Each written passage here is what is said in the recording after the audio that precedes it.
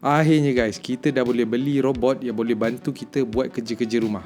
Mari sini aku terangkan. Sebelum aku bagi tahu aku punya pendapat, kita go through dulu satu-satu technical spec dia. Robot ni dia beri nama Neo daripada One X Technology dari Norway. Tujuan robot ni dicipta, dia adalah general purpose humanoid robot, which is dia membantu kita dalam kerja-kerja rumah. Tinggi dia lebih kurang 167 cm, lebih kurang orang Asia lah. Dan berat dia cuma 30 gram je guys. Robot ni dia pakai bateri, dan bateri dia boleh tahan selama 4 jam, dan dia ada self charging. Dan bila bateri nak habis, dia akan pergi sendiri dekat charging station dan dia akan charge diri sendiri. Robot ni dia ada 4 mic dan dia boleh capture audio 360 darjah, dan dia ada 3 speaker yang boleh digunakan untuk dia bercakap dengan kita. Mata pula dia ada 2x8 megapiksel kamera, dan pakaian dia kat sini kau boleh tengok dia menggunakan material soft polymer yang mana korang boleh adjust dan tukar dia punya baju. Warna yang ada sekarang ni cuma ada 3 warna je, beige, blue and black, which is korang boleh pilih lah kat situ ikut korang punya taste. Robot ni dicipta asalnya untuk kawasan-kawasan private seperti rumah. Contoh kerja yang dia boleh tolong kita buat kerja rumah, angkat barang, buka pintu, cuci pinggan, siram pokok bunga dan lain-lain kerja-kerja rumah. Korang bayangkan, korang tinggal je rumah tu dalam keadaan bersepah, dan bila korang balik je, rumah tu dah kemas guys. Senang tak senang kerja korang lepas ni? Otak robot ni dia menggunakan Redwood AI,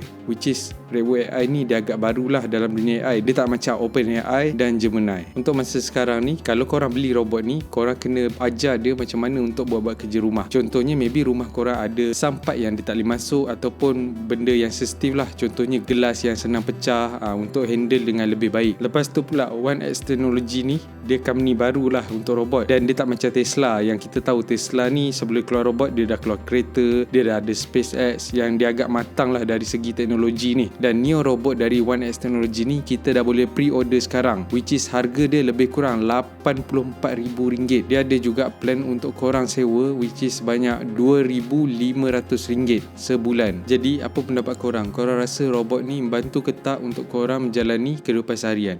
Cuba komen kat bawah. Bye bye.